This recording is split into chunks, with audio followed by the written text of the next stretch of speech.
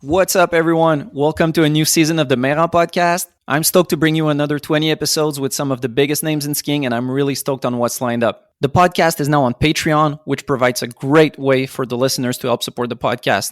With your support as patrons, you'll be entered in exclusive monthly raffles this season, as well as getting shoutouts in the podcast, seeing behind the scenes, and even getting the chance to have a question asked to guests. Your support helps out a ton, so check it out at patreon.com/the Meran podcast. So with that said, big shout out to Will Cameron, first patron on Patreon. Thanks for your support, bro. So for this episode, I got to talk with Tom Wallisch. The man needs no introduction, but let's still do it. Tom Wallisch is one of freeskiing's GOAT. Multiple-time X Games medalist, style icon, and tech god. Tom has starred in pretty much every major production ski film company like Level 1 Productions, 4x9 Media, Good Company, Field Productions, Sherpas Cinema, and so much more. Now in his 30s, Tom is still producing top-notch movies while also working on other stuff like announcing events, judging competitions, and putting together his own events. The discussion with Tom was super insightful. We talked about so many interesting subjects, ranging from producing Fresh Squeeze with Good Company this year, looking back on his superunknown and filming with Level 1, getting the world record for the longest rail slide at 424 feet, announcing at events like X Games, and much, much more. Tom was a super guest to have on. This is a must-listen to discussion with a legend of the sport who is still more relevant than ever going into 2022. We talked about so much stuff that I had to split it into two parts, so be on the lookout for part 2 coming soon. A big thank you to this episode's sponsors, Access Board Shop, Planks Clothing, and Daymaker Touring. Let's go.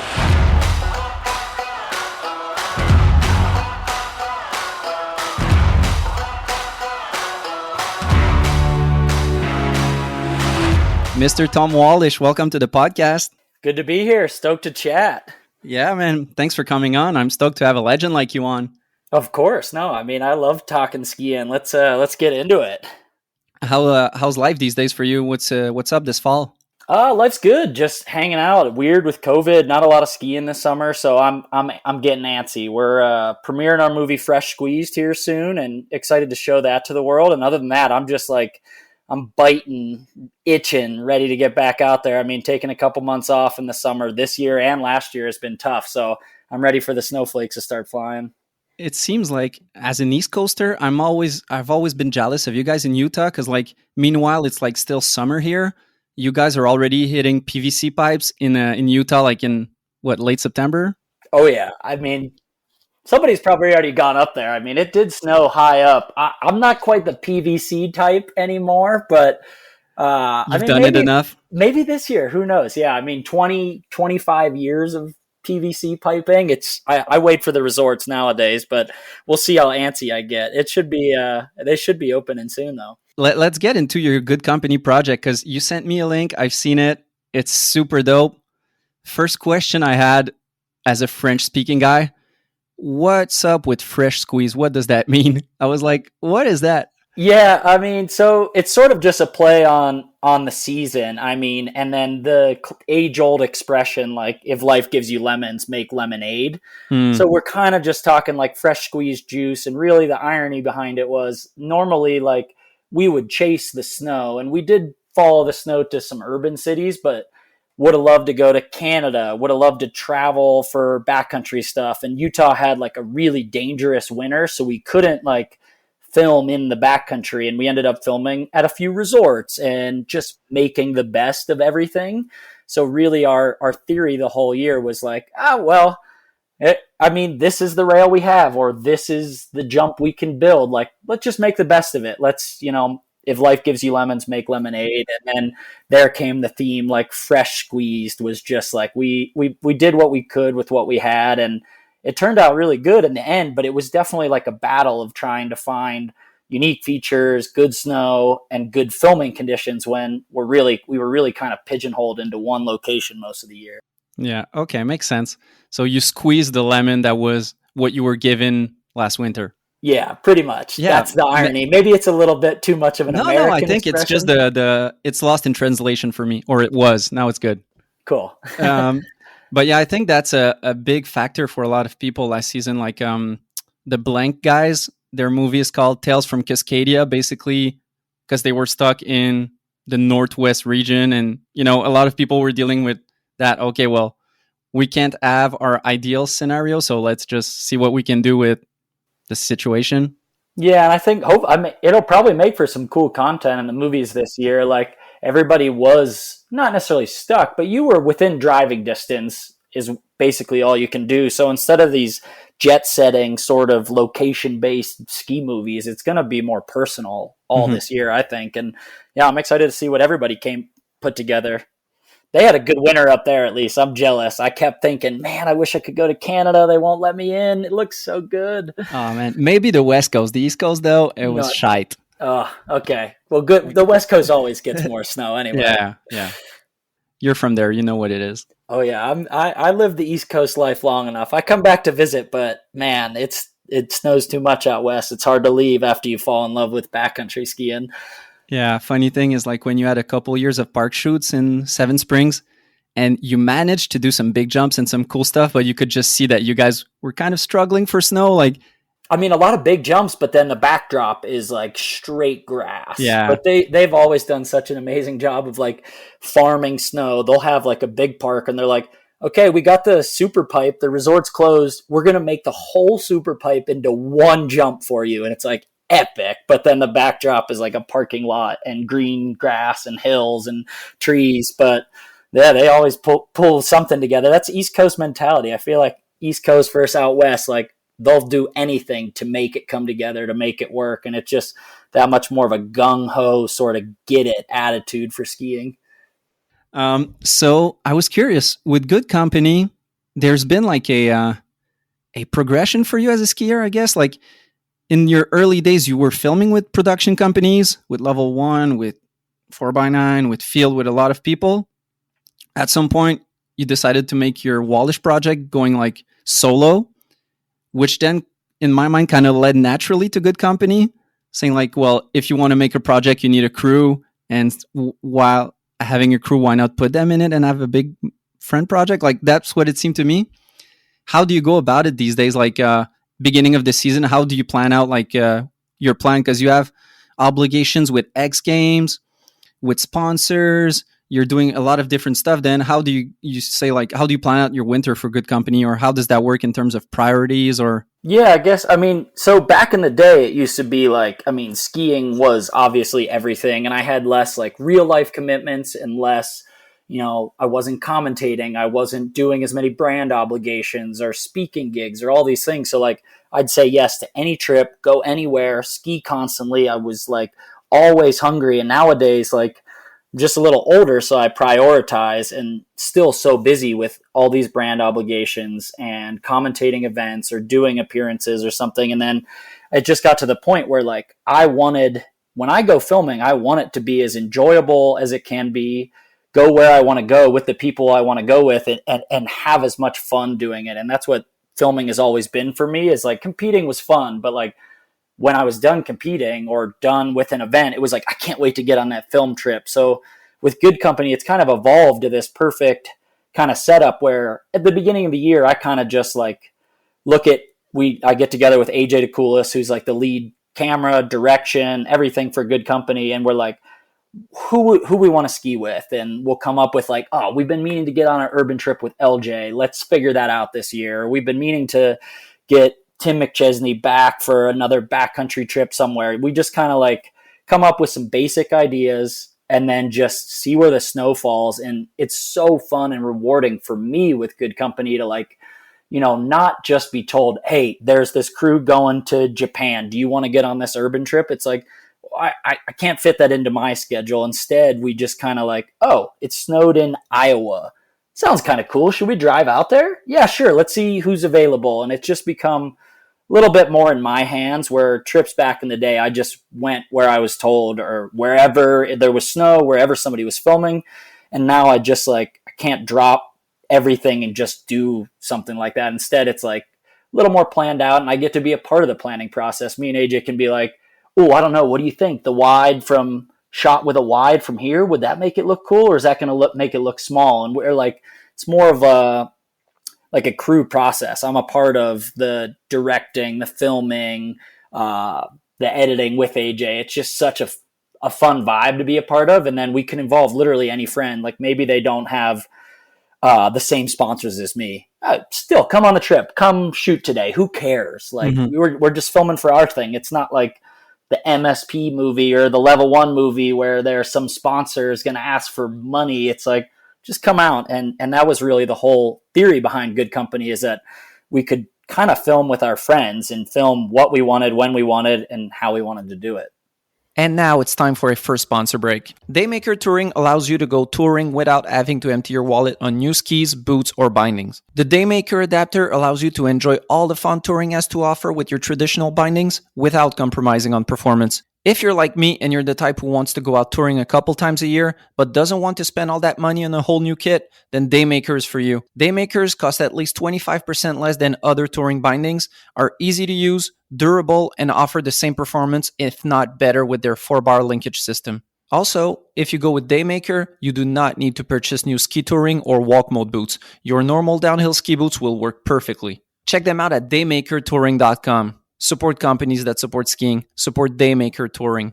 Yeah, it's really cool to see, because you have a downside of obligations, let's say, which allows you less time, but then you have the brand power to leverage those types of projects when you want, how you want them. So it's like the best case scenario, I guess. I mean, really, it works out. Like, if you were filming all year, there's no way you could fundraise the money from a North Face or a Monster to make, a big project. If you're not doing the big one-off social thing and going to the sales meeting or to the other brand obligations, like, there's no way you have that, like, ability to leverage, like you're saying, and fundraise that money to make a movie even. I mean, it's so hard nowadays seeing everybody else making movies. Like, just getting money is so hard. So, I mean, we're just really fortunate that we're a slimmed down crew now making short films all for web, and really what we provide versus like the old days of ski movies is, like, anybody that sponsors us, you get all the raw footage, any social cut, anything you want. Like, it used to be like, you sponsor the movie, get a logo, then you got to pay for an editor, pay for footage, pay for your rider. It's like, just help us make this thing, and whatever content we get is all yours. And that's all brands care about now, is having good content for social and for marketing purposes. Yeah, I 100% feel you, where it's like, they're in with the movie, they like everything, but it's like, well, what we really appreciate is the raw content. I think that is like so much of the thing nowadays. Like, obviously it's great to have your logo in the movie, but like, what's really going to sell the line skis is just me riding them, or just social clips and other people riding it, and kids seeing athletes they like riding the stuff, rather than the logo popping up at the beginning of a movie. That doesn't matter. Yeah. Well, I don't think it's the logo. It's more you producing a segment that will be influential and that will stand out. True. Let's get into the nitty gritty. You went to Des Moines, is that it? To Film Street this week? Basically all of Iowa. So we started in Des Moines, and we actually checked off Des Moines, Davenport, and then kind of up to Dubuque. They say it pretty French up there, but like up basically this whole little area of Iowa. For me, I can't go to the same cities hardly anymore, because I've been to so many cities for urban, and it's hard to go to some spot and be like, oh, 10 years ago, I did a 450 onto that. Like, I don't got that anymore. Like, I can't hit this spot. So the thing that excites me about urban is new cities. And it snowed in Iowa, and I was like, I've never been there. Like, I got to go check it out, see what kind of rails there are. Yeah, and that's super cool, because I think as much as you want to see new stuff or you want to try new stuff, it's the same thing for people watching, where, there's some spots in Quebec or in Minnesota that have been hit 1,000 times. And at some point, it's cool. Like, there's a bunch of spots in your film that I hadn't seen before. Most of them I'd never seen. Sick. Yeah, that was kind of the whole goal. I mean, for me, that's my favorite thing. I love seeing hard tricks, and don't get me wrong. Like, if somebody goes to the red, now gray ledge and just drops a heater on it, like, yeah, that's still sick and I love it. But like, if I see a new spot that's something, this rail off a building that's like so unique and one of a kind, I'm like, whoa, where was that? Like, what screenshot? Gotta find it. So cool. Like, yeah. The spot selection is my favorite part of urban, because really, I mean, the tricks continue to like change, but like they're not getting that much harder. People are still doing really hard tricks. It's just so exciting to see that urban architecture or that new spot that has something in such a way that you've always wanted to find, that's kind of a dream that like somebody finally finds, is really cool. So it's the spot selection for me that keeps me coming back. Yeah. And you're right about the tricks, because you and guys like LJ have set the ultimate bar. Like, you pretty much created the bunch, because they had to get creative. Like, what else were they going to do, like, technically wise? I mean, I guess, I don't know.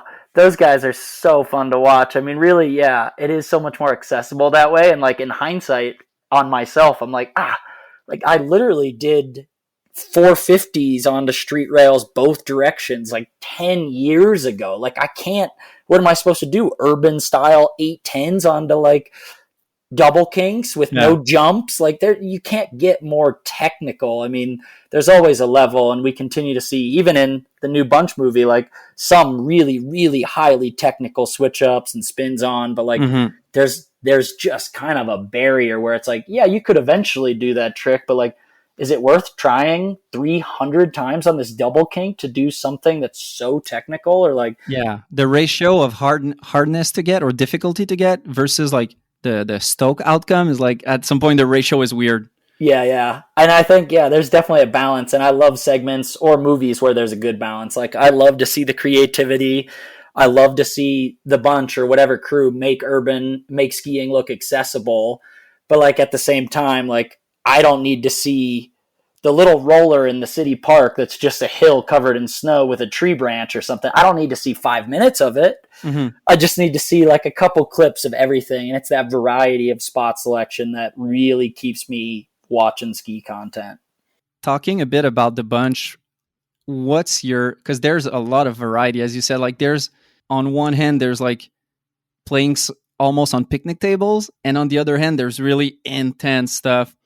Do you have a shot in mind, or some shots that made you go like, whoa? I mean, their most recent film for sure. Like, there's some technical skiing that's astounding, and then also just some like playfulness, some things that like Paben does on his blends that like I don't ski as much, and some of the like, riding the noses across something, and some of the like ski control of just pure flex pattern I really recognize. But like, it's just like the way of hitting spots, like being able to, see something so basic and find a way to hit it. And as long as it's not like goofy, I don't need to see somebody just like spinning around on the ground and flopping around like without a feature. But if there's a feature, a stair set or a ledge or a rail or a tree or whatever it is, like just the way they find to hit something is so inspiring. And I hope so inspiring for kids. Like, it's hard to see a 450 onto an urban rail and be like, I want to go do that. Like, there's not a lot of people in the world that can go do that. Instead, like,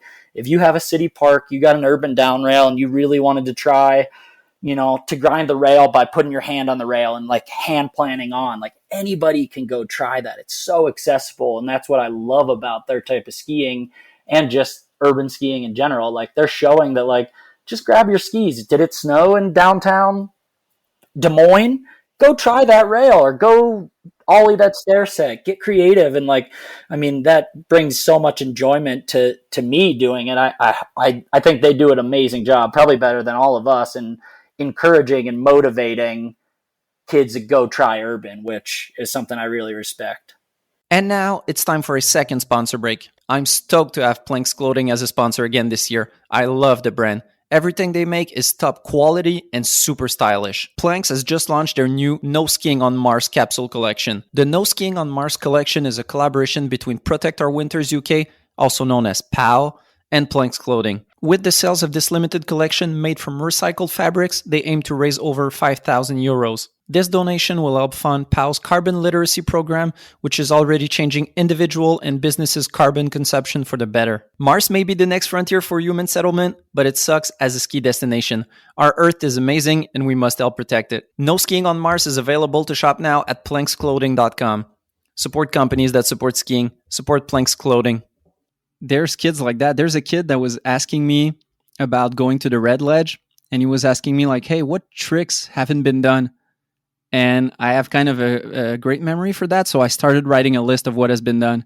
And at Too some point I was many. just like, yeah, like you should just go elsewhere. Like you can go for fun because it's like a legendary spot, but like it's been overdone. Like Oh it's yeah. more fun to go somewhere where you don't have the pressure of like all that history and But again, I mean, that's the beauty of going to those spots is really, even if you're not going to film, just like going and like, I don't know, maybe you try to do a 270 onto it, and you know that Magnus years ago in his X Games video did the off the noses 450, and you can like kind of stand at the top of it with the lip built and be like, oh shit, that is scary to think about putting your noses down. Like that's what's so cool about these features that persist through the community for decades. It's like if you stand at the top of it, you can imagine like, damn, that's heavy. Like, I can't believe he did that. Or I can't believe so-and-so did this. And you can really respect tricks by going to spots in person. And that's what I love about like rails or features like that stay the same. It's like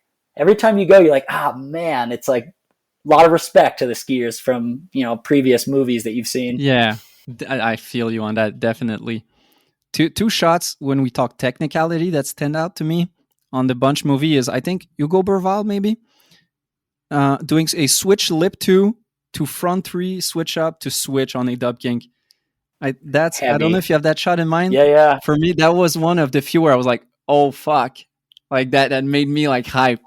Yeah, that one, and I think is it Magnus that does the switch two to transfer into like the closeout. Both of those like switch two moves, I was like, I mean, the Hugo one, that's just a lot of tries. Like we were talking about, like I don't think that's like an impossible trick, but when you see it, you're like, oh man, he probably hustled at that one to like get the lock on and get the lock to switch. It's like I could see doing it, and I'm thinking about doing it. And I'm like, I just don't know if I want to put that amount of time in. Like that's, or just, I mean, if you're just dialed with all your switch, your three swaps and your switch twos, like maybe it came quick to him, but like that took hours and hours of doing those tricks over and over again in the park for them to be that locked. But yeah, technical skiing, I love to see some of it still in that movie because it really is stand out. It's one of those things that like, yeah, like there's not a lot of people in the world that could do that trick where like, yeah, some of the creative stuff, it's the mind and the being the first to see it and do it. But like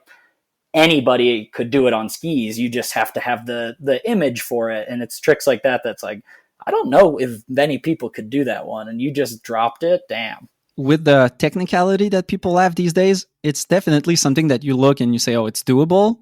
But being doable and actually landing it, it's like it's two different worlds. Yeah. I mean, it's just like how much effort do you want to put in? Like I continued to like joke about building another world record rail, and I'm like, I mean, yeah, you could do longer, but like, do you want to? Do I want to build another one and do like 600 tries to do like, or whatever, some technical trick? Like eventually it's probably going to happen, but like at what point do you like just seem insane for trying something hundreds of times? Well, we can branch off into that. That could be cool. How, because the final shot, let's say because in your video, you showed the whole process, the struggles, the snow, the rain, whatever. If you just look at the shot, it's like the most banger shot where like the last third, you're just after banging on the rail. And like, you're like enjoying the fact that you're getting it and you're like, there's still like 70 feet to go. Yeah. But like, what's your thoughts like a couple years further down the road? Like, was it fun, that whole process? Was it like a struggle of like just because you weren't trying to do a trick or doing like you were just trying to get to the end of it? Yeah. I mean, I hate to say it's not fun because obviously anytime I'm skiing or have a goal like that and you're working towards something, it is fun. But it was like depressingly frustrating because obviously the feature is really, really hard. It's taking days and days and hundreds, like literally 400 plus tries.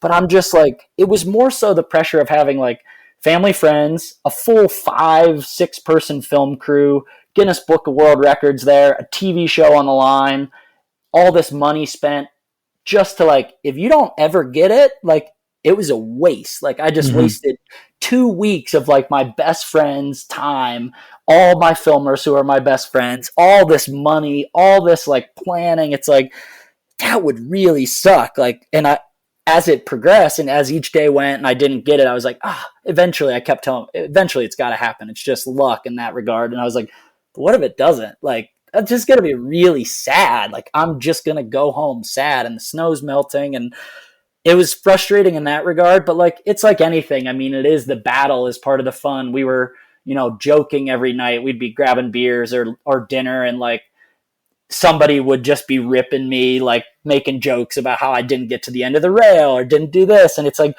it's still, the whole process was like really fun and really fun to do. I don't know if I want to ever do it again. If it was easy and it was like, hey, Tom, somebody sent me an email. They're like, we built 1,000-foot rail. You want to fly out and try it? Hell yeah, I'm coming to try that thing. But like, I'm not going to plan another one. It took, months of planning and fundraising.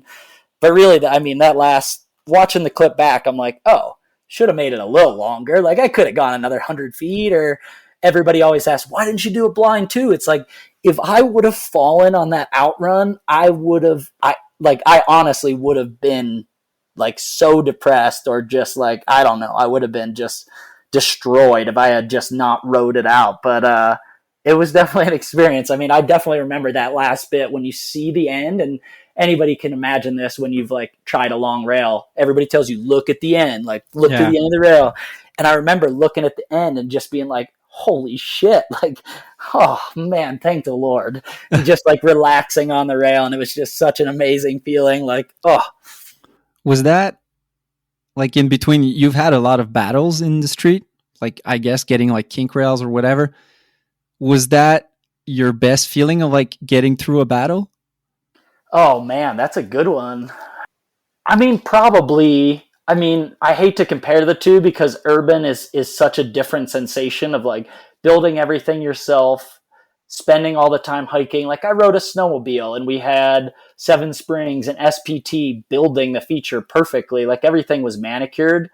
That's the most like times I've ever tried a feature for sure. Like, it was like 450 tries or something. Like, I've never tried an urban feature that many times, but there are a couple urban features in my like past that I would say are like almost things that I thought about more. Like, there's a rail at the U that's a down, a C, and then another down from an old 4x9 movie that like, I went to school at the University of Utah, and I would walk past that rail every day, not every day, every other day for a couple years straight before I ever tried it.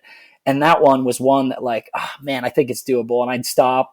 Maybe it's not doable. And then I'd go. And then the next day or the next week, I'd say, maybe we would try it this year. And that one took like 2 different nights, one of which was like Christmas or Thanksgiving Day or something, a holiday I should have been spending with family or friends. And I was there until like 5 a.m. trying that rail. So like, urban features almost have a different allure when you finally get one of those ones that's like, something you've dreamed of or seen or thought of, and it finally works. Like, that one felt really crazy. But yeah, in hindsight though, the amount of tries made the world record rail like the one where I'm like, oh my God, thank you. Like, there's so much on the line. I would have let so many people down. Thank the Lord. And now it's time for another sponsor break. Axis Board Shop is a sponsor of the podcast once again, and I'm stoked to have them. They support dope athletes, they sponsor video projects, and they put together the best events. They've been in business for close to 20 years, and they're still passionate about everything skiing and snowboarding. Whatever you may need this season, they've got it. Skis, boots, bindings, clothing, outerwear, you name it. So if you're in Quebec, go check out their shop in Saint-Sauveur. If not, check them out online at axisboutique.com. Support companies that support skiing. Support Axis Board Shop.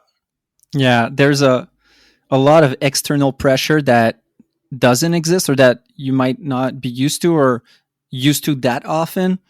When you're on a street trip, it's like you get the shot, or if you don't, you'll get other shots. And with that, it's like, no one knows. Like you said, Guinness Book and sponsors and filmers and everything. It reminds me a bit of Simon Dumont talked about it, but his world record with the quarter pipe, where he had kind of the same thing of a lot of outside pressure and a process that took a lot of days. And I remember him talking about it, saying like, it's fun getting it, but oh my God, the whole process of doing that and the pressure on you.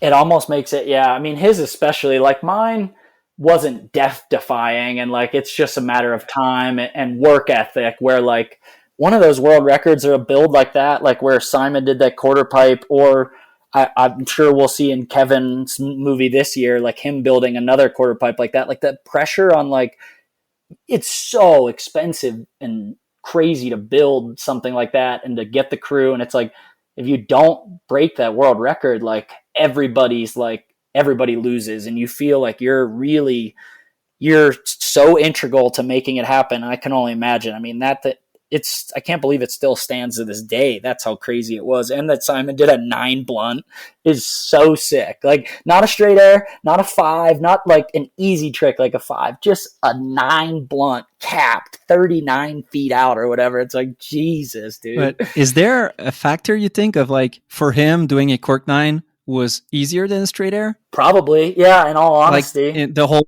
process of, like, it's a trick he does a lot in the pipe in his runs, and I don't know, like, I've never done those level of tricks, but it's like seeing someone like hitting a jump first try and they do a cork sev. And for me, I was like, why are you not straight airing it? And a lot of people were like, well, I'm more comfortable doing cork sev.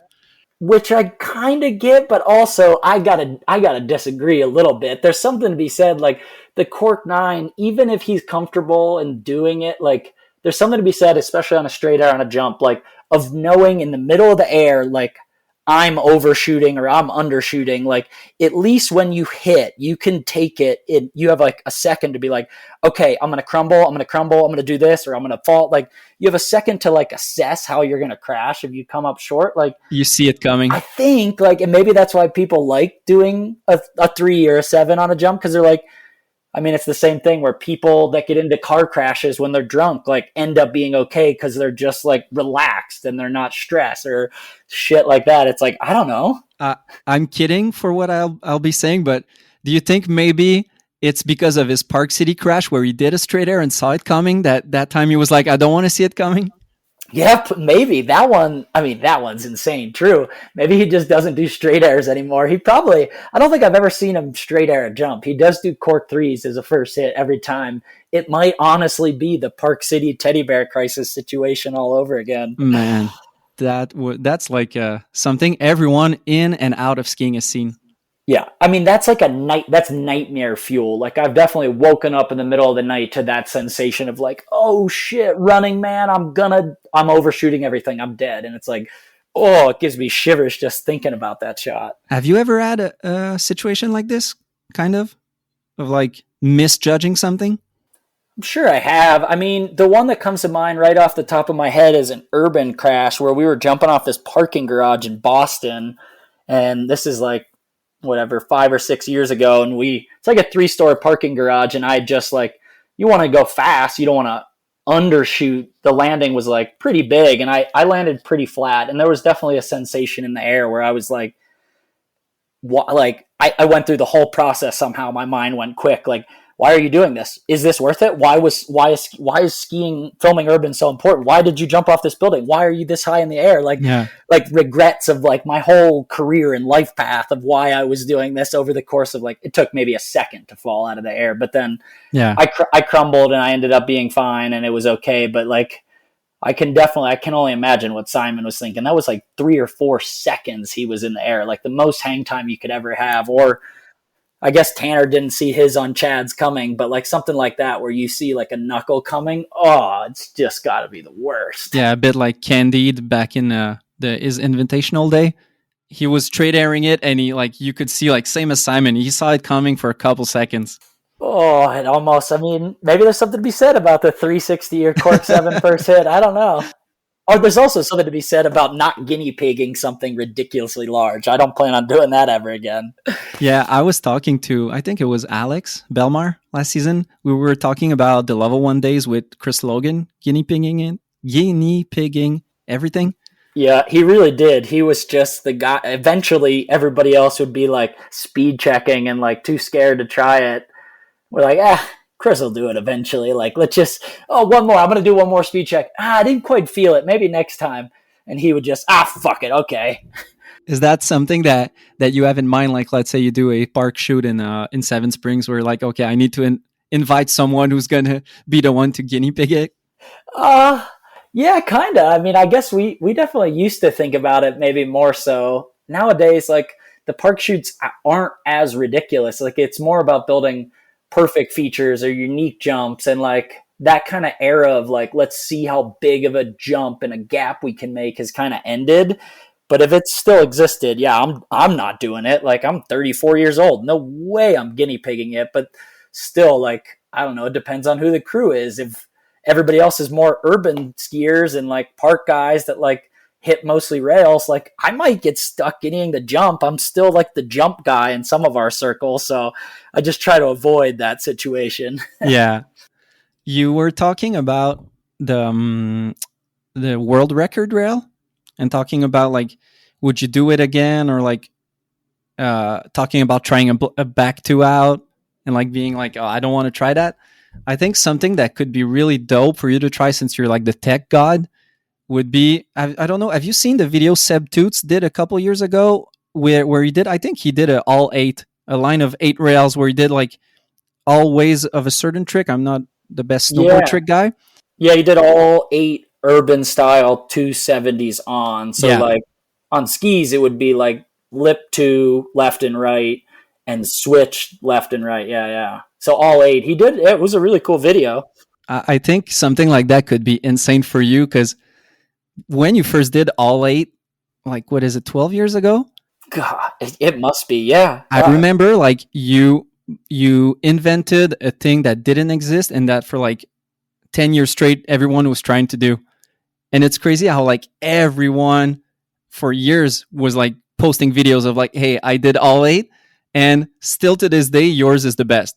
Like you did them back to back, stomped. Like a lot of people would post them, but it was not back to back. Yours was like, hey, I'm Tom Wallisch, welcome to Jackass, and here I go, you know?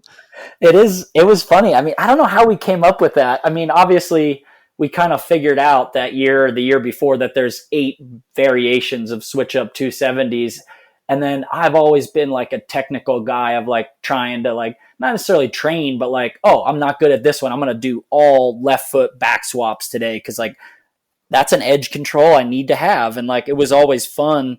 And yeah, that one was really fun to make and really just like doing them all in a run. I've always thought like, honestly, the Seb video was really cool too, of doing the 270s, or you'd need a perfect set of rails with a little bit bigger drop offs to do all 8 with like 450s out instead of the 270s in a row or whatever other variation. But it's like, I mean, seeing Seb's, I was like, oh, jealous. That looks so fun. But it's like the video is cool for a core person, but then you're like, it's not like a viral video because it's so hard to understand what's happening for like the regular crowd. It's like he's done so many of those too. He came to Pennsylvania and slid a rail down the Rocky Stairs in Philadelphia, and like things like that are like so viral and cool and unique, and like probably wasn't that hard for him compared to like how many tries it took him to do all 8 of those. And that's like, it's more of a core thing, but man, I would love to hit that down rail setup and try that. Cause yeah, to me, that technical skiing wise, like, and I've always been more of a technical rail skier. It sounds so fun to try. Mm-hmm. And that's always been your thing, of some legendary moments that I have in mind where, like, let's say in a 4x9 movie, you did both side 2-on, pretzel 6. That's also like 10 years ago, at least. I can't even remember how long ago that is. Yeah, that's over 10 years ago. That's like 09. Yeah, maybe 12 years ago. So Far So Hood, 2009. Yeah. But yeah, something like that. And while you were talking, I Googled your all 8 video. It's when we're talking about internet blowing up, like the video on New Schoolers has 68,000 views and over 250 comments. Damn. It's like, I still do it to this day too. Like every year I do one at Park City, I feel like, and post it, or at least I like do it for fun, even if I don't film it and post it. Like it's such a fun little game challenge to like get your edge control. And it's like such great practice to like knowing where each edge is, stopping and starting rotations, and just being like really crispy on your skis on rail features. I love it. You know, there's that saying that Charles Gagne kind of changed the game for both side spinnings on jump, where he kind of obligated people to step up because he was so good at it. it seems to me like you're the guy who did that for rails, because as I remember, like watching your super unknown, which I doing my research or looking back, do you know like this year is 15 years ago? No way. It's like, Oh my gosh, that makes me feel old. but yeah, in your super unknown, I remember being like super hyped because you were doing big tricks, but that's '07 and you were doing like both sides tricks. Oh, Like true. there were some tech tricks that you were doing like on one side and then on another side. Maybe on the rails. In hindsight, looking at that video, my jumps were just trash. Like no poles, and I was like dragging hands and butt checking landings. Like man, there was no after bang in that one. I needed another season of jumping to prep the jumps. But yeah, there I've a lot of the front three switch ups and like 450 pretzels and stuff. Like I remember there just weren't a lot of like big spin, big grip pretzels or like 3-ups going down, and that was definitely like my whole goal with that video was like crazy tech, and every day we were filming, trying to get something. How do you look back on that video these days? Because you've done a lot of stuff in competitions and movies elsewhere, but how do you look back to this video that like it started it all really? Yeah, I mean, honestly, like couldn't look back on it with like any fonder of memories. Almost the video itself, like, yeah, it started it all, and it definitely like got me notoriety, and more than anything, it gave me confidence. Like I was confident, and I thought I was sick, but like I knew I was nothing compared to like the pros. And then just the amount of like positive feedback on that video was like, yo, this kid is it. This guy's got it. He's so sick. Like he's way better than this pro or that pro. And I was like, it was like kind of that confidence boost to be like, I can, like, maybe I should sign up for that event or that competition, or maybe I should try that trick. Like I can do it. And just the time period, like, I mean, people will say this always, but like those literally were the good old days. Like I was living in Utah, the first time away from home, going to school 2 days a week instead of 5 days a week where I grew up. And instead of being a weekend warrior, I was skiing like almost every day at an amazing resort with amazing jumps, rails, all of my best friends. We were filming, we were skiing together from 9 until 4. It was like, I mean, we were just like young, youthful, had everything ahead of us. And it was just like the best times. Like we just had so much fun skiing together,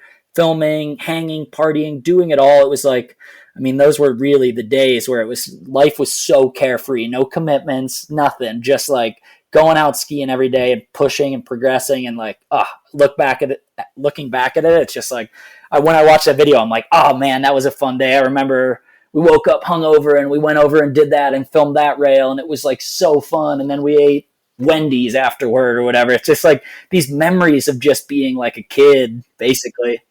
I want to share a story with you. Well, it's not that big of a story, but I remember I was a skier all my life. I raced. I went into the park. My parents would buy like the Teddy Bear Crisis movie. Like I was into it, but not that much. Like I would watch a ski movie once and that was it. But I was trying to remember like when did I get like kind of obsessed or like really down with all that stuff, the movies, the edits. And the furthest I can go back is your super unknown. Like I remember watching it in a computer class in high school and being like, holy fuck, that's so cool. Like that's the shit. And also having a friend who's not a skier and him being like, oh fuck, that's so sick. And like the skier and the non-skier were like, okay, that's the shit. Damn, that's pretty cool. I mean, yeah, and I think that was like it really, the timing worked out for me so well with like internet videos, YouTube, and like sharing ski content online instead of in like a ski movie format was just like really popping off. And then that video, like to come out then and be so widely shared, which wasn't necessarily a thing. Like, I don't know, were we emailing it to each other or something, like shared on New Schoolers and message boards, but like you weren't like resharing it on your Insta stories. It was like just being shared organically. And it just like, it caught fire at like the perfect time. And like thinking about it more and more, just like looking back, like obviously the skiing is something, but like the Cunning Linguist song in the urban segment still to this day is like one of my favorite tracks. It's such a heavy song and it's like got like the coolest beat and like the vibe that the reason I still hit urban, I still love hitting urban at night is like, it's quiet. The city's quiet. There's lights, like something about nighttime city has that sort of like ambiance that I still like when I'm filming these days. I still kind of picture that track. Like everybody's quiet, but the generator's running and it's snowing a little bit. Like traffic's died down, and there's just something about being out late at night, like getting something done that just feels so cool. Mm-hmm. Yeah, I totally agree. Like as you said, the ambiance of that song, plus with there was a couple like shots of the city with the backdrops and some smoke, and it was like, just notwithstanding the super unknown part, just the edit is like it's so good, and the rewatchable factor, like you can rewatch it. Like I'd still rewatch it now and like enjoy it, even though like some things that haven't aged well, or like, it's been 15 years, so skiing has evolved. But yeah, my Rodeo 7 to backslap isn't quite a winning trick anymore, but hey, you can't win them all. Yeah, well, it's rare that you have edits where like 100% of the tricks still stand. Like it's part of the game. Well, it's crazy because I've rewatched all your segments and mostly everything still stands. It's crazy. I started back to real time. Okay. And I'm curious, like you telling me, because you're kind of a nobody in the skiing industry at that point. You get super unknown. You win the super unknown. The super unknown video is online, and you get like 0 to 100 real quick, like Drake would say. Yeah, true. Then you go to the level 1 park shoots, and like I was watching that park shoot, and it still makes me hyped. Like I was like, I don't know like which mountain it is, but the final jump you see in the movie, you Copper, I think. Yeah, you have back-to-back row 9 mute, switch cork 7 dub nose, switch 10, and maybe another one, but just like, I think a cork 9 nose that you tweak into a nose mute. Just those 4 shots, all after bang. I'm like, yeah, such good memories. I mean, really showing up to that, I was so overwhelmed. And like, I mean, by that copper shoot, which was probably one of the final shoots of that spring park shoot season, I was like better at jumping than when I started. Like when I first showed up with the level 1 crew, I was still like, I was learning tricks. Like I learned a Rodeo 9 in Keystone with a helicopter following us, whatever it was that year. Like I didn't know how to do Rodeo 9s yet, but I was like, I got to step it up. Rodeo 7's not good enough. This is level 1. This is like Liam Downey and Steele Spence are here. Like I got to like up the ante and like learning tricks. And really that shoot, like more than anything, like what I learned that day that I still kind of like adhere to and try to like encourage younger kids that I'm with. Like it's whoever lasts the longest at these things. Like the light only gets better.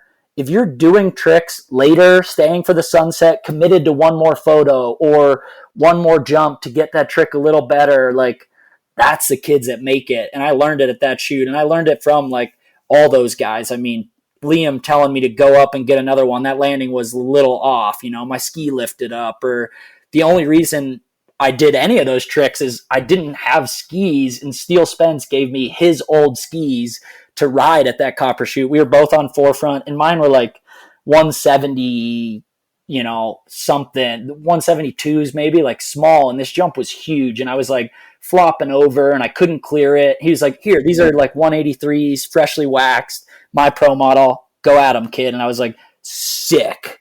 And they're like, the first time I was on like a real size ski, and I was like, just everything about it. Those guys were so encouraging, and like, also joking, like, just stop, dude. You're tired. Like, give up. And I'm like, no way, dude. It's like, when do I know I'm ever going to hit a jump this good again? Like, I got to do another one. I got to try this. I can't wait to try that. Like, is the light still good? Berman, is it still good? Can I get one more? Like, just being like that gung ho, never stop attitude. It just like it pays off in dividends for years to come if you kind of show that motivation to a film crew like that, especially with people filming that are also motivated. Mm-hmm. Yeah, I guess it pays off for like the crew you're filming with because you're making a good impression, but it also pays off because, as you said, if you're willing to try the same trick until you get the good one with like, and that's what was your brand. You would do like the best trick, but not just the best trick. It was the grab was tweaked and the landing was stumped. It was like all around.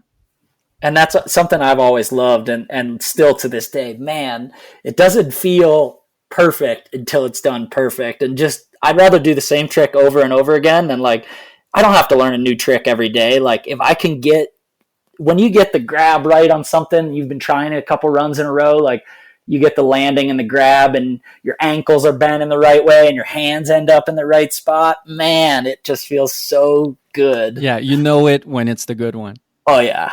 Like you posted a couple days ago a GoPro shot of you in Mammoth, and you do a right cork knight blunt, but like holding the blunt until you're landing basically, and that's just the shot where you see it and you're like, okay, that's dope. Yeah, I mean, and those feel so good. Oh, yeah, and it's not the hardest trick, and there's way harder tricks being done, but there's just something like approachable and like entertaining to watching that. I still, yeah, anytime I see like a good follow of like a perfect trick, it's just like, oh, that looked so fun. I'm itching to ski. Like, and as much as I'm inspired by and seeing like a perfect switch 18 tail, I'm like, well, it was perfect, but man, it was hectic. Like the same kid does like a perfect switch 10 blunt. I'm like, oh man, though, that looked fun. As someone who's not on that level at all, there's just something that gets me about getting a grab, like well done. Like I think of A Hall's Dub 16 nose at X Games, and to me, yeah, Dub 16 is crazy. But what got me is like he's getting the nose and he's pulling on it.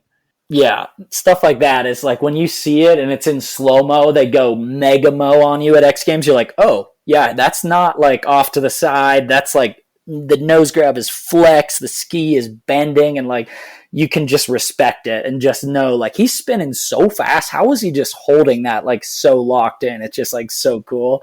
Yeah, exactly. There's something to be said about like getting to that 100% level of like accomplishing the trick versus like, because we've seen, I was talking about your right 9 blunt. There's been a lot of right 9 blunts that I've seen, but with that level of grab, I don't know if I've ever seen one like that.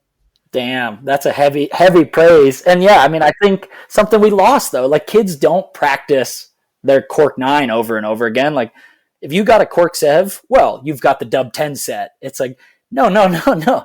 You should keep doing the cork. You should get the cork 7 a little better before you consider it only a dub 10 set. But yeah, it seemed to be doing okay. There's so much talent out there. I can't even keep up with like trying to follow every kid that might make it into X Games this year. Like I try to stay like caught up so that whenever these kids come out of nowhere and like make a World Cup final, like I at least know who they are. But man, yeah, that's a good thing to branch on, because you might have been that person. Like I don't know if you were, but I remember like listening to Mike Douglas at X Games and being like, he doesn't know what he's talking about. And as much as I respect him as a legend, it was true. Like he was out of his league, and you're a guy that like, it's hard to be more knowledgeable than you are. Like you've been in this as much as anyone else has. How is it for you? Like the whole announcing gig, how is it for you? Like, I guess you don't have a problem staying up to date because you're still in the game. You're still skiing. You're still pushing yourself. Like, how's that whole thing for you? Man, I love it. It's so fun. I mean, I'm just so passionate and so like energized by watching this stuff anyway, that like being able to commentate it and to follow, go to these events, you know, hang out with these kids and like talk through the tricks and then also kind of break it down for the general public is so fun and hopefully enjoyable for that person watching to hear, because that's my whole goal, is like explaining it in a good way, getting all the tricks right for the core skiers, making it enjoyable for us and our fans, but then also like making it sound fun and approachable and cool to the first time viewer, so they let their kid try skiing or try park skiing. But like, I mean, I'll admit it's so hard to keep up with, and like, you know, a few years from now, it'll be time for somebody else to do it, because like, I like to think, I mean, a lot of the tricks they do, I've done, but like, I've never done an 1800. Like, I just have never done that. And eventually it'd be nice to have somebody announcing that's done an 1800 and can explain a little bit more first person point of view. Like, it's just got to keep up. And Douglas has such a good voice and is so passionate as well. But like, it'll happen to me. Like, as much as I'm in the loop, like eventually somebody else should take over and explain what it's like to Like I've done a couple triples, but I've never done a quad. Eventually somebody else should describe what that feeling is like in their own way. But for now, I love to go to these events and meet these kids, and being able to like, scout them and find them on Instagram before they make the final and like at least know a little bit about them. Like it's just so cool to see some of the places these kids come from, and like, coming out of nowhere, like the kid from Quebec, Edjoy, this year at World Champs. Like Before that event, did you know who he was? I had seen his clips before, but I didn't know his name. And when he made finals, I was like, oh shit, like I gotta update. Like, how do I not know this kid better? And I did like a full deep dive that night, stalker status on social, to be like, oh, he's got this, he's got that. Okay. I didn't know he had that trick. I didn't see it. It was just big air. I didn't see that. And just had to like learn. Cause like, honestly, he came out of nowhere. Like I know he's been in a couple World Cup big airs before that, but like no finals. And I only really ever get to commentate finals. Like I might watch the qualifiers for fun, but we're never like live calling it with research and all the other stats. So like I had to do my own research. The department's like, we got nothing on this kid. I was like, I got to go talk to this guy. Like, who is he? He's got like Henrik Harlow gear on. He is just dropping 18s. Like, where the fuck did this kid come from? There's two things that I think are really cool or like interesting about him. Is he's an example of the generation that makes less edits, it seems, and that doesn't have an opportunity to be in movies. So it's basically comps, and it's easy to miss. So then they like blow out of nowhere because you're like, I haven't seen you. And then he's doing the switched up 18 to the bottom. So crazy. And the other thing is he's a product of Maximize, I think. The place in Quebec where they have this jumping facility, because back in the days, guys coming out of Quebec were bad at jumps compared to like other pros. And now it's like a new generation that are really good at jumping because they have that facility where they can get super good. Yeah, perfect trampoline, super tramp, airbag all summer, airbag in the winter, perfect jump, tabletop, soft landing, slushy rope toe, like winter. It's like, no wonder. It's just the training facilities are so good now. And there's more kids. Like the more I follow back there, I'm like, whoa, where'd this guy come from too? Or this girl? Like I didn't know there was a girl I've never heard of that's got like a dub 12, like, but here it is. And it's really cool to see that progression, and hats off to those folks and that guy for starting that whole thing up. I mean, it is incredible the amount of like prodigy type ski snowboard athletes that are coming out of that zone. I might be branching off a bit there, but do you know who is the guy who started Maximize? I don't know him personally, but it is one guy. Is his name Max or something? Yeah, basically he used to be like Seb Toot's coach. Like all the time when Seb became like from a teen to being a big time pro, he was like his personal coach. And I think at some point he saw the potential of saying like, hey, we need some kind of facility in Quebec because our winters are shit, our mountains are shit. We need something. And he basically bought a closed down resort that was closed for 30 years, like a small mountain, and was just like, yeah, I have a vision and I'm going to like turn it into something. That's crazy. That's such like motivation and like risk taking. But I mean, I've heard, I don't know him personally, but I've heard he's crazy, like so passionate, like will do anything to build the next setup or the new airbag or the new type of super tramp or whatever it is. And he's like just insanely like passionate about it, which is so cool. Yeah, it's great to have like these types of people who are in the industry and have the not only the vision but the willingness to, you know, as you said, take that risk. Because now it's like booming with kids. When you go there, it's filled. But beforehand, like you're not sure if it's going to be like a financially viable thing, you know? Yeah, and like you might get it wrong. Like maybe the airbag is the big thing this year, but then next year there's some new creation that's like, this is like $1 million product. You can't just get rid of your airbag that's not worth anything. I mean, the airbags seem to have stayed, but like foam pits were a thing for a while, and it's like nobody uses foam pits or flat airbags anymore. Like those are gone. So if you invested your whole savings in like whatever the new thing is, and then there's something new the next year to progress, it's like shit. Yeah, and that's a thing that happened because I remember back when I was a teen, the thing was to go to the water ramps in Quebec City. Mm-hmm. And I don't know how they're doing, but I feel like most of their clientele is now going to Maximize because you just have a way better option. Yeah, the airbag or the water ramps hurt. I've been to those water ramps in Quebec City. I came for a D splash one summer, and it hurts. Like, Yeah. I am not a water ramper. Like, it was like knocking my eardrums out, and I was like, couldn't set an edge on these takeoffs, and all my takeoffs for my tricks are like pretty improper. So I was like eating shit and just like, what the fuck is happening? I hate this. Yeah, I remember I went with friends and they're like telling you beforehand if you've never done it, like how's the technique, being sideways, hopping 90 degrees, all that. And I remember being like, nah, I'm going to sit that one out. Yeah, it's crazy. I spent my whole time there on the trampolines and like coaching kids on how to do a backflip. I was like, I can't hit those. Like, I can't just go straight. I carve, I edge, I set everything weird. I can't go off that water ramp. You said something super cool that I had thought about rewatching your stuff. You were talking about like finding a new kid or like knowing who's going to be the next big thing. It's something that I've noticed you've seen a lot happen. Like you were that guy because basically you were unknown for a second and then you were the shit. But then like when you think back to the turbo shoot in Windell's, you were there in Henrik's first big shoot, seeing like the legend coming up. Rewatching Field Production, you were there on Jesper Chatter's first shoot. Yeah. How is it looking back to those guys, or how was the experience with like Jesper and Henrik are now like some of the biggest names in the sport and have been for a lot of years? Like, do you remember how it was like seeing them the first time, or oh yeah, did you see the I guess you saw the potential when you saw them, like because everybody in the scene, like when Henrik shot that Windell's, everybody already kind of knew he was coming up, right?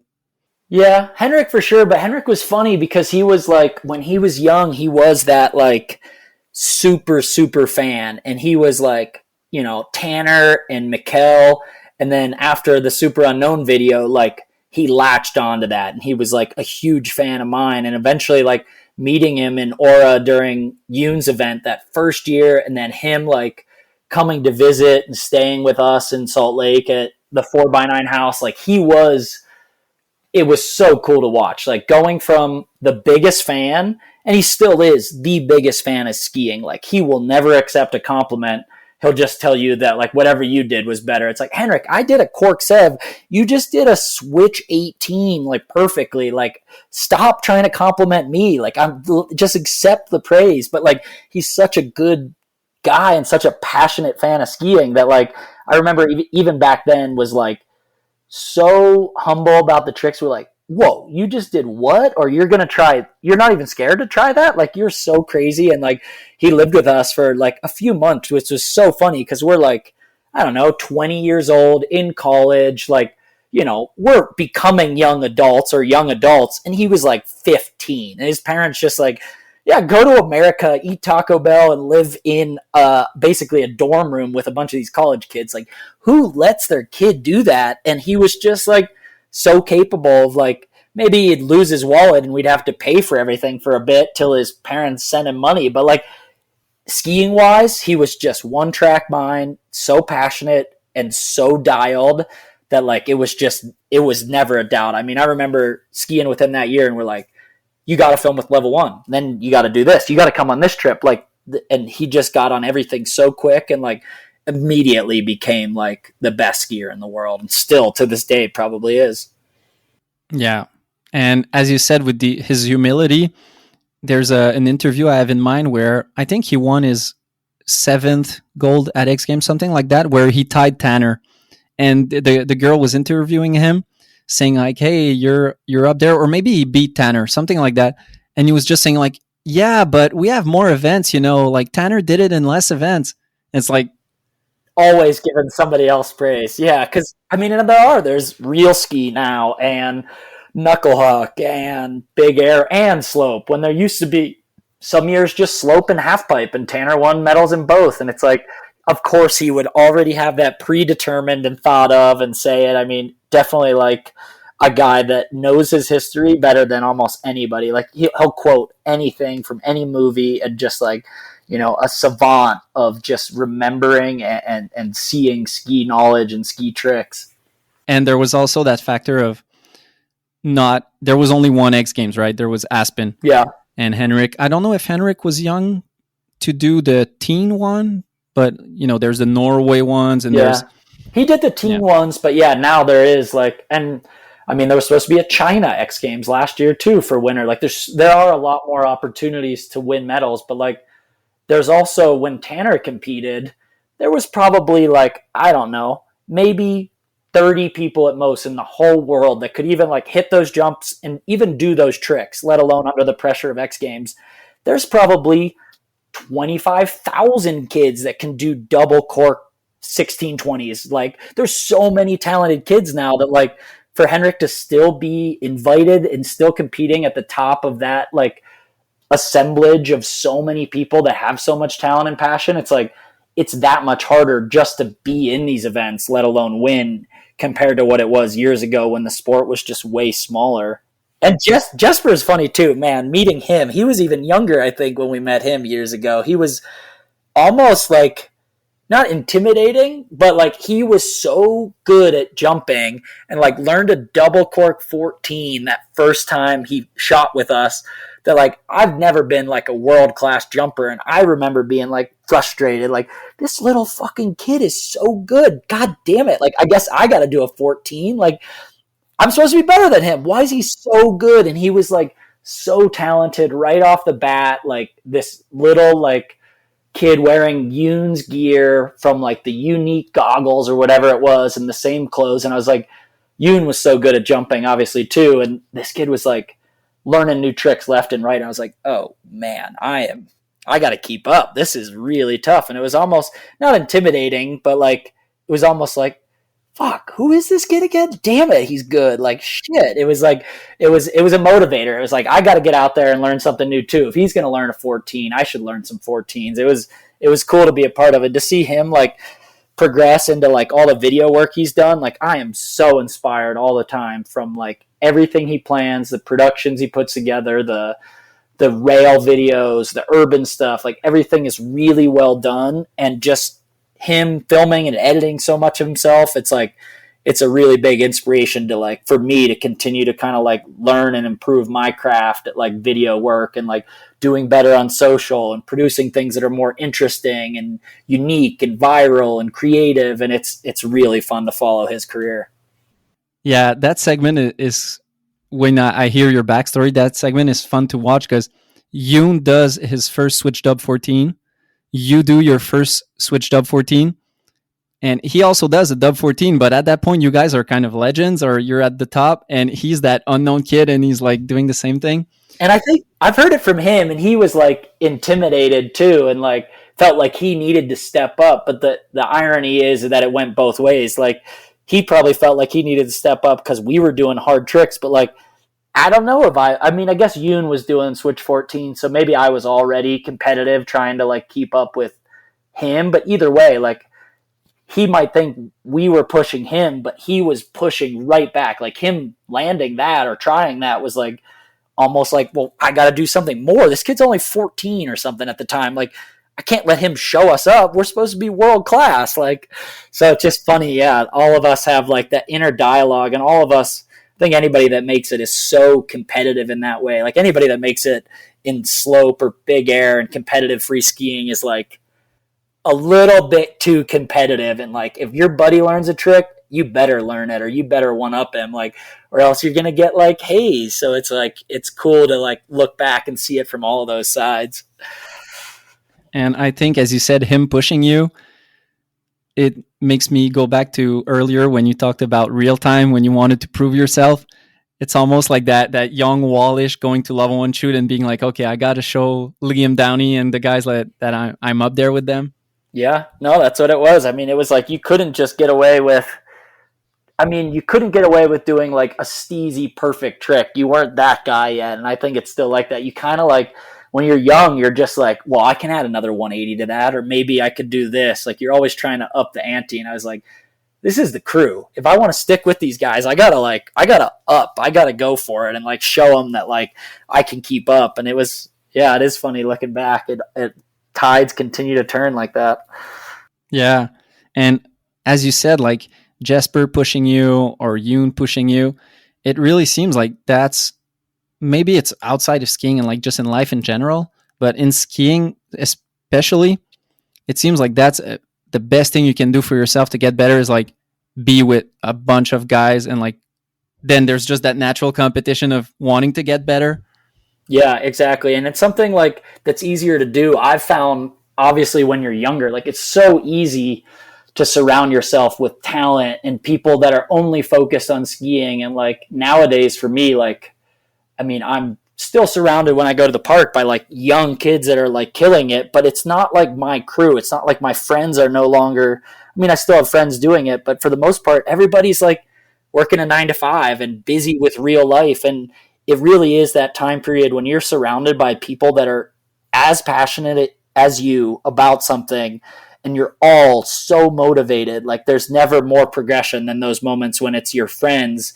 I mean, yeah, you're a little competitive, but really it's just like you're each thriving off that, like, you know, that fun of, and everybody sees it. Like you see somebody learn a new trick. Yeah, you might want to learn one to beat them or be better, but more of it is like, yo, look how excited that person is. Like, I want to be that excited. I want that adrenaline rush. I want that success. I want that like accomplished feeling you get from learning something new.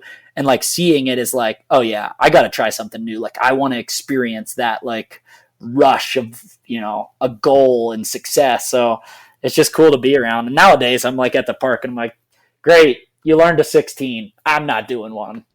Congratulations, kid.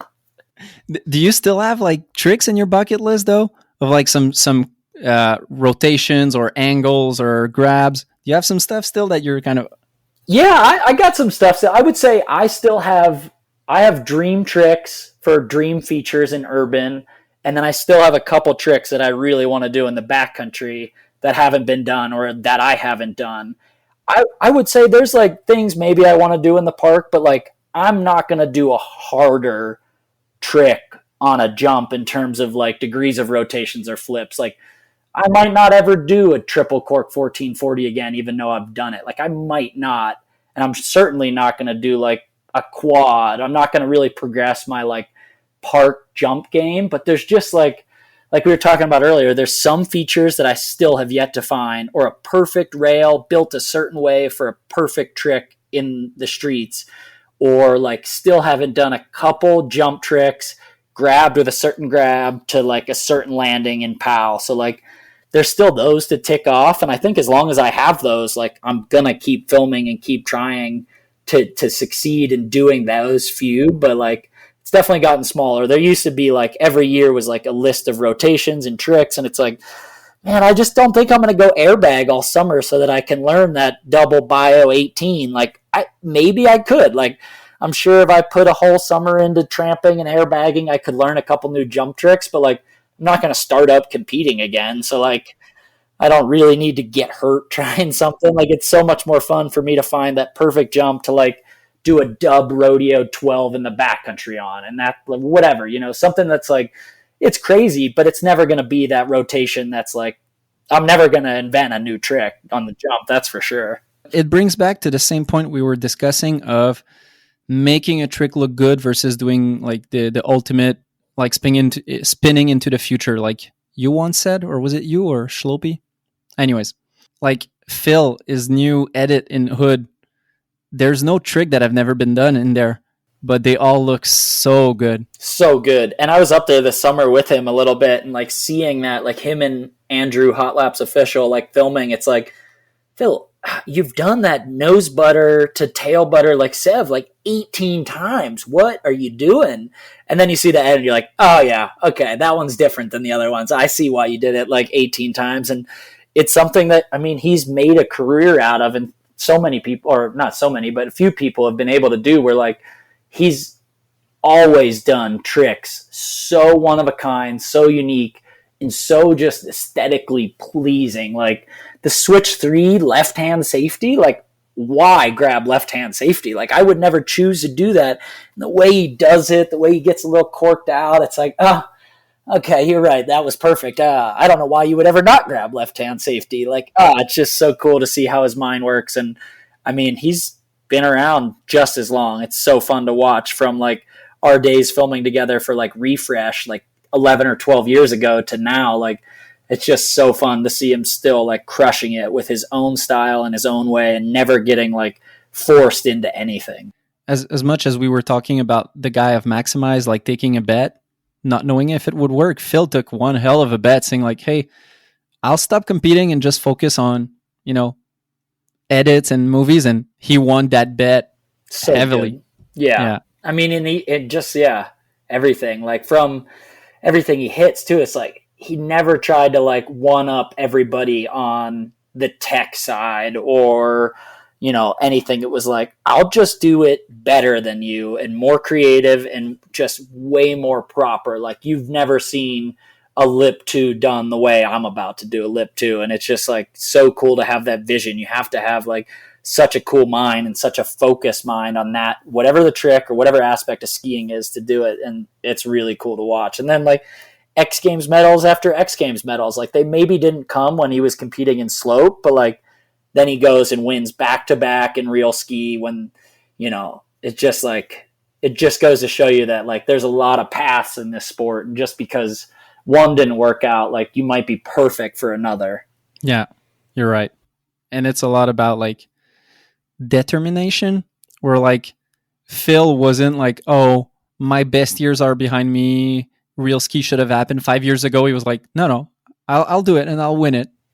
That's all I was thinking when real ski came. I was like, shit, man, it would be nice if it happened like 4 or 5 years ago. Like, would have been doing 450s onto everything. It would have been an easy W. Instead, now it's all about creativity and large features. Like, can't we go back to the all 8 shit? That was good. No, and he did such a good job with that. And it was so fun being a judge for those years, because it's like, oh shit, like it's hard to watch other videos after you watch Phil's, because it's his type of skiing done on huge features, on technical things. And it's just like, man, that just looks good.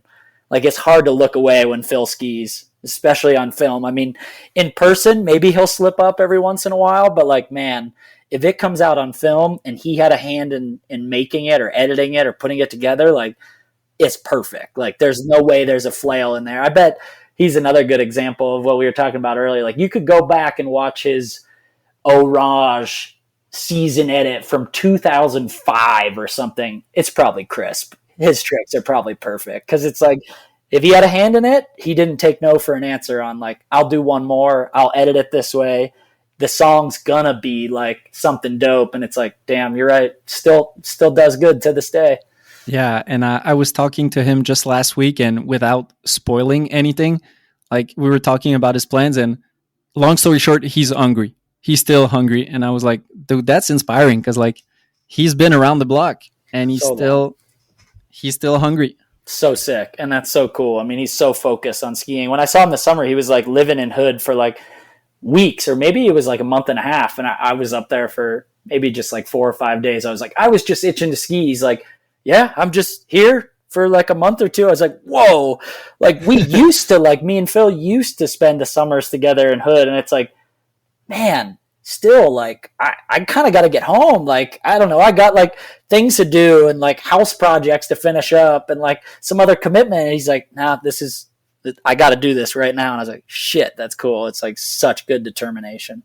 Yeah, I think with Phil there was a big hunger being built, because he blew his knee, and right when he was in his rehab, COVID happened. And then there were the lockdowns. And then last winter, it was his comeback, but he couldn't travel, or, not that much because of COVID. We didn't have a good winter in Quebec. So then I guess this summer he was just like, I need to go skiing. I need to go yeah, I got to get out of there. And he went, I mean, he was crushing it all summer, like up there every day and like hitting the jump. And I was like, man, like you're still hitting that jump. Like, I'm exhausted. I hit it like 10 times, but like, yeah, get it. It was cool. He's just such a fun guy to watch ski, and will be until the day he stops doing it. It's just like such smooth, flavorful skiing that like can't be replicated, can't be imitated. So this is it for episode 1. I hope you enjoyed it. Part 2 with Wallisch will be dropping soon. Thanks again to this episode's sponsors, Planks Clothing, Axis Board Shop, and Daymaker Touring. Also, as I've said at the beginning of the podcast, go check us out on Patreon at patreon.com/themeranpodcast. It's a great spot to support the podcast. By becoming a patron, you'll get shoutouts in episodes, entries in exclusive monthly raffles from sponsors, and even the chance to ask a question to a future guest. Peace!